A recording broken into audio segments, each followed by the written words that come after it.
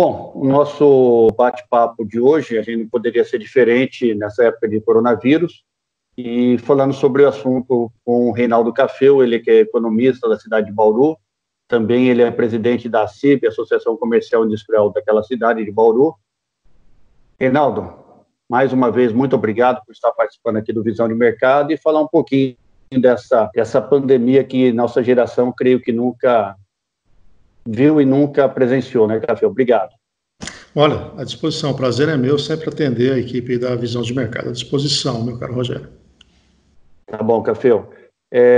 Nessa época, como que fica a inflação e o dólar nessa época de coronavírus, Café? Qual a sua opinião como economista? Nós estamos vivendo um momento ímpar, né? Talvez essa geração não tenha observado uma avalanche vindo da área da saúde contaminando a economia, né? A última importante crise que nós tivemos foi a crise do subprime americano, 2008, 2009, foi localizado no ambiente econômico e financeiro, contaminou algumas empresas, mas o mundo não parou, né? Agora nós estamos convivendo com um momento de paradeira geral. É evidente que quando isso acontece, os indicadores econômicos acabam oscilando muito. Então, vou começar pelo dólar, que fica mais fácil entender. O Brasil já vinha com um movimento de mudança da forma de tratar a questão da política monetária. O que é a política monetária? É o governo estabelecendo as suas estratégias em relação à taxa de juros, à política de crédito. A equipe do Paulo Guedes, que tem uma visão mais liberal, mudou o formato. Ele deu para o mercado o que a gente chama de liquidez, reduzindo depósitos compulsórios, que é aquele dinheiro obrigatório que ficam para garantir o sistema e controlar a liquidez, e foi promovendo redução da taxa de juros. A taxa de juros brasileira chegou em 3,75% ao ano. Mais do que a queda dessa taxa, que a gente chama nominal, tem a questão da taxa real, ou seja, quanto nós remuneramos acima da inflação. Então, até mesmo anteriormente ao efeito do coronavírus, o capital estrangeiro que vinha para o Brasil especular em títulos públicos já começou a ter um freio, ou seja, ele já começou a ser seletivo. É como se ele pensasse assim: para eu correr risco no Brasil, que não tem um grau de investimento, que o rating dele, né, das agências internacionais não é um bom, para ganhar uma raçãozinha pequena, de 3,75 nominal, algo perto de 1 ponto percentual de ganho real, eu prefiro deixar em países mais desenvolvidos. Então esse foi o primeiro fator. A taxa de juros brasileira passou a não ser um atrativo. Isso fez com que o dólar saltasse de 3,80, 3,90, passasse os 4, fosse para 4,10, 4,20. Quando veio o coronavírus, aí houve um problema mesmo de aversão total a risco. Neste momento, independentemente de que país você vai colocar seu recurso, os investidores tendem não somente a tirar dinheiro dos títulos públicos, que é o que aconteceu no Brasil, mas também da Bolsa de Valores, de outros mercados especulativos. O que eles querem nesse momento? Proteção. Olha, eu não quero ganhar absolutamente nada até, mas eu quero me proteger. Quais são as formas de proteção? Ouro é uma forma de proteção. O ouro teve uma cotação elevada nesse período. E que moeda é forte internacionalmente? Que tem a primeira economia no mundo, que consome 1/3 de tudo que se produz no planeta. Estados Unidos. Qual é a moeda dele? Dólar. É aceita internacionalmente? É. Então, observe, nós estávamos com um problema de fluxo porque o dinheiro já não entrava no Brasil, porque o prêmio era pequeno, né? Prêmio pelo risco.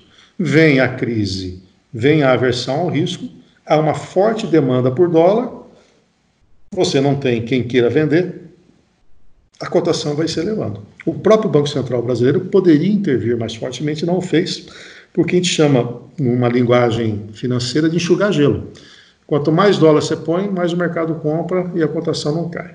Nesse período, o governo vendeu títulos públicos, que a gente chama de swap lastreado no câmbio, ou seja, eu não te dou o dólar fisicamente, mas compra esse título público aqui, que vai render a mesma coisa que o dólar, ainda mais uma taxa de juros. Teve sucesso, vendeu, colocou dólar no mercado à vista, quer dizer, vendeu reservas, mas a cotação não caiu. De novo, aversão ao risco. E à medida que a epidemia sai da China, chega na Europa, chega nos Estados Unidos, e quando houve a definição que seria uma pandemia, e não houve o acordo entre Rússia e os Emirados Árabes em relação à produção de petróleo, o preço do petróleo despencou, aí desarranjou totalmente a economia, e aí houve o quê? Retirada forte de dinheiro no mercado de ações, porque o investidor falou, essas companhias vão todas quebrar, eu quero vender ações da Petrobras, eu quero vender tudo que eu tenho, e aonde eu vou proteger? Boa parte foi para o dólar. Então, uma lei de oferta e procura. Quanto mais gente procurando o dólar, menos dólar para ofertar, o dólar chega nesse patamar. Qual seria a projeção? Eu acompanho os colegas, eu tenho acompanhado o Boletim Focus.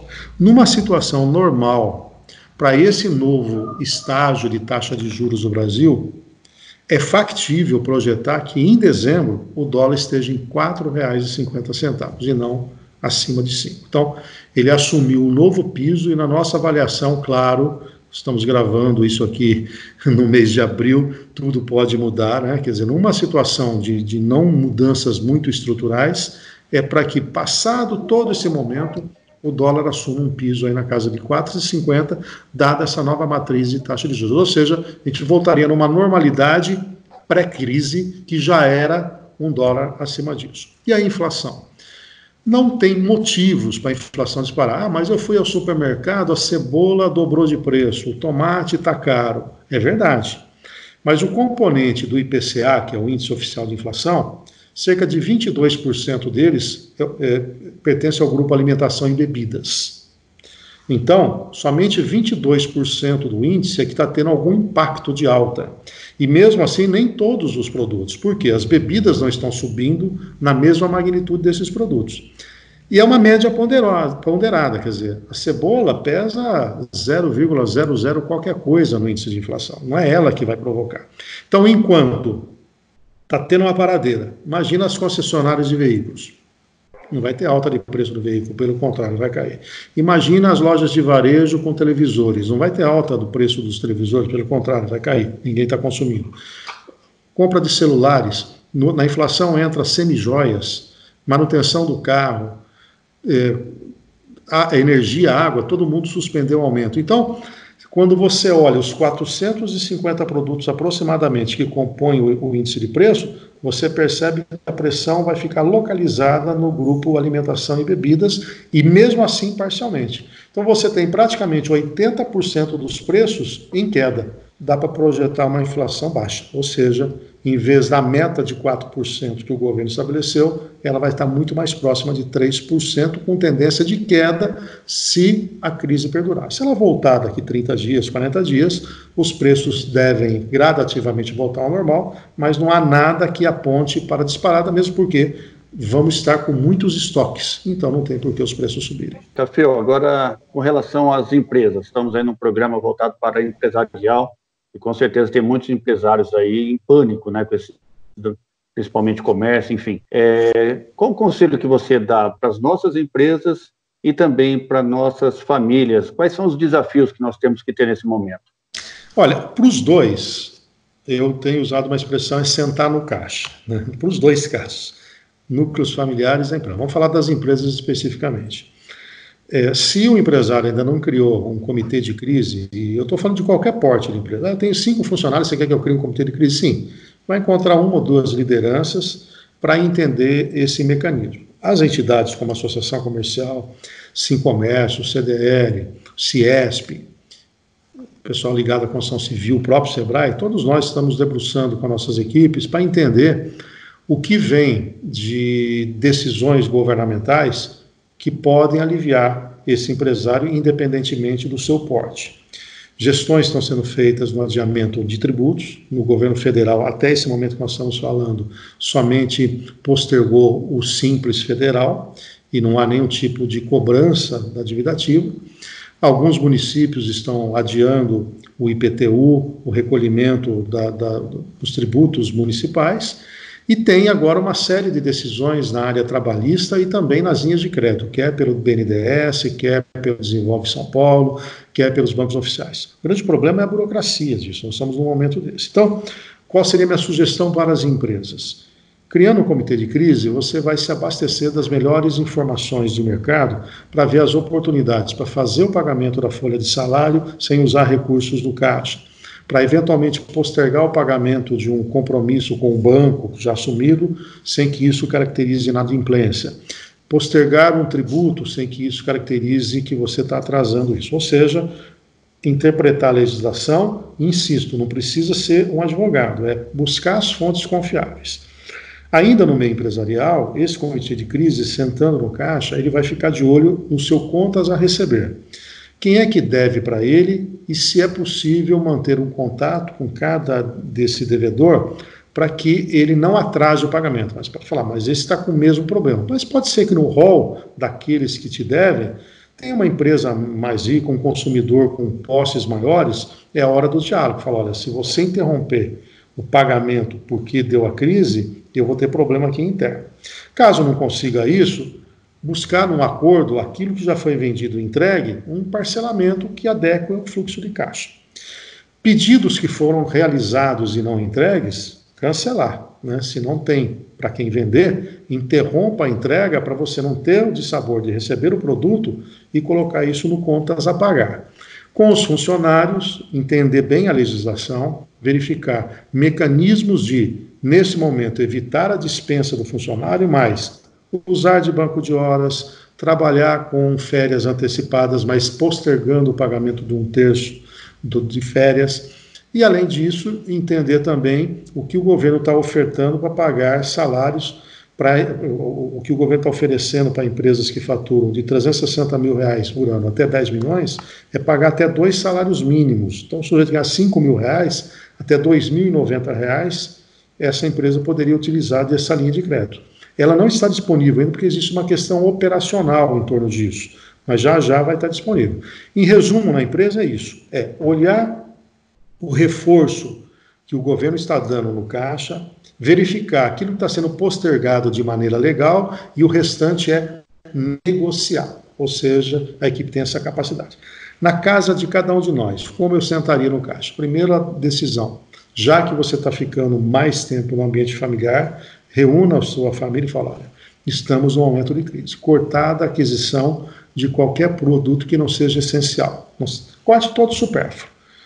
Você está lá com o problema da academia, vai suspender o pagamento da academia. Ah, mas eu vou complicar a vida lá da academia. Mas aí agora é o olhar individual, né? Eu tenho que me salvar. Dá uma olhadinha na despensa para ver que tipo de alimentos tem. Se quando for comprar os alimentos, substitua marcas, aquelas marcas mais conceituadas, que eu pagava um pouco mais porque meu poder aquisitivo permitia, substitua por marcas inferiores. Não estoque muito, porque pode ter outros problemas lá. Fatura do cartão de crédito, fique de olho naquilo que a própria administradora está oferecendo. Muitas estão entendendo esse momento e já estão oferecendo um parcelamento sem cobrar uma taxa de juros muito elevada. Alguns bancos estão permitindo jogar a parcela do financiamento imobiliário para frente. Outras estão oferecendo crédito pessoal com carência. De novo, pequeno comitê de crise na própria casa. Você não está sozinho nessa. Existem decisões governamentais, mas tem decisões pontuais que você pode ter. Sentou no caixa, você vai maximizar o gasto de cada real. Aí dá para contornar esse problema. Vamos sair mais pobres desse momento, mas não precisamos perder tudo nesse momento. Café, você está como presidente da Associação Comercial e Industrial de Bauru. Sim. E a gente sabe que até entrevistamos semana passada um consultor que falou, não adianta abrir o comércio agora para comprar sapato que ninguém vai em festa. Ele tem seus motivos, tem suas razões, mas enfim. Quais foram as medidas tomadas no comércio aí, juntamente com a Prefeitura de Bauru, e as projeções para o futuro? Que abre, que não abre, proporcional ou não? Foi criado um comitê de gestão de crise. Neste comitê entrou, num primeiro momento, entraram só os agentes públicos. A secretária de Planejamento, junto com a secretária de Desenvolvimento Econômico, coordenam essa equipe. E nós, do meio empresarial, as entidades, fomos chamados há 15 dias para entender o que esse comitê estava colocando. Era o início do problema mais sério. Naquele momento, o prefeito de Bauru optou por seguir o decreto estadual orientando que as atividades econômicas voltassem dia 7. Nós fomos ponderando com o setor público, e aí é um trabalho importante das entidades, que não adianta você falar que bens essenciais é só a indústria que fabrica alimentos. Nós temos que deixar aberto as lojas e empresas de embalagem, nós precisamos deixar aberto a área de transporte, a área de manutenção e assim por diante. Então, com a atuação da Associação Comercial e mais outras entidades, nós fomos pontuando para o setor público quais seriam as atividades que poderiam fechar sem atendimento ao público, mas com questão sanitária bem colocada, álcool gel, distanciamento entre funcionários, possibilitando o transporte, não precisa ser aquela coisa fechou geral. De lá para cá, nós fizemos 3 reuniões e, aos poucos, foram dando abertura para outros negócios. Mas você tem razão. O maior desafio hoje está sendo na loja de comércio do bem chamado não essencial. O dono da loja de calçados quer abrir, de confecção também. E aí é um problema de aglomeração. Então, em vez de a gente entrar com uma posição intransigente, nós estamos no diálogo. Nós decidimos, a nossa entidade, que foi compartilhada pelas demais, que nós não deveríamos entrar com nenhuma ação judicial. Nós trabalhamos até ontem para ver se algumas atividades pudessem começar a operar a partir de hoje. Fomos votos vencidos, estamos agora trabalhando com a data do dia 7 de abril. Eu vi a entrevista coletiva do governador Dória, pelo menos no dia de hoje, ele disse que a decisão para algum período maior de quarentena vai ser dada no dia 6 de abril. Nós vamos ter que aguardar até lá. Caso haja uma postergação, nós vamos ter um movimento um pouco mais pesado de alguns comerciantes que já querem pelo menos tentar. Eles querem, olha, eu atendo um de cada vez, vou fazer igual as padarias estão fazendo, passo álcool já, mas eu quero pelo menos tentar abrir. Aí nós vamos ver que tipo de pressão é essa e qual vai ser o trabalho, né? De um lado tem a opinião pessoal minha, do outro lado tem o colegiado, que é a nossa diretoria, além disso tem a nossa opinião, quem está aliada com as outras entidades, e também tem o clamor do próprio mercado, né? Tão importante quanto nos resguardarmos é a gente também não parar geral. Então, nós precisamos ter um equilíbrio disso.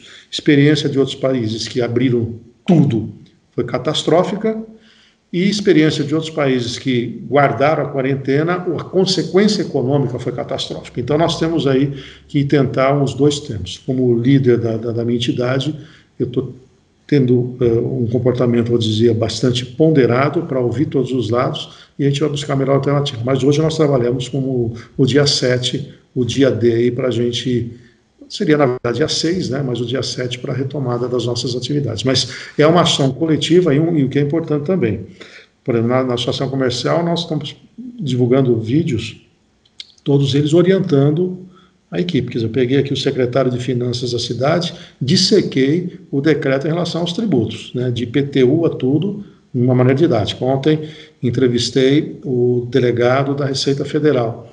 Vamos ter agora vídeos de orientação trabalhista. Estou agendando com gerentes e diretores de bancos, quer dizer, é isso que nós podemos fazer. No próprio site da Associação Comercial, nós criamos uma curadoria, que é tudo que sai em relação ao Covid-19, né? E temos um grupo de reunião diária entre todas as entidades, por videoconferência. Então, estamos aí praticamente com 60%, 70% do nosso tempo, todos eles voltados para encontrar soluções que reduzem. E fora isso, uma ação social importante, com doação de sabonetes, entregas de cesta básica e também arrecadação de recursos para aumentar o número de respiradores na cidade.